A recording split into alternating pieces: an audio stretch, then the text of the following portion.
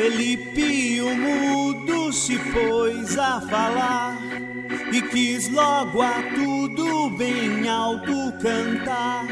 Não quis o vizinho ouvi-lo com tudo, e foi-se o Felipe cantar noutro mundo. Professor Lima comprou um Panamá, vestiu a cabeça e foi lecionar. Colegas de estima acharam-me louco, ao seu diretor insólito insulto.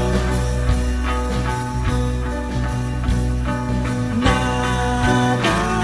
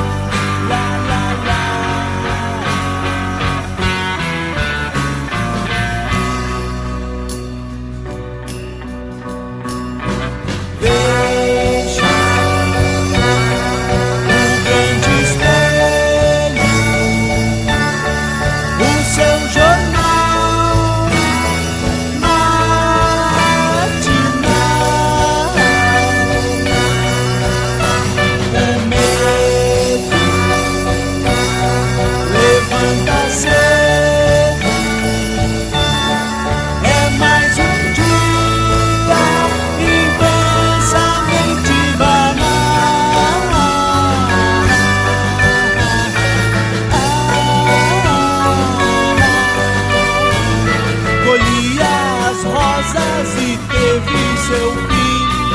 Ana idosa jazia enfim, sob enorme meteoro colosso, e quis o destino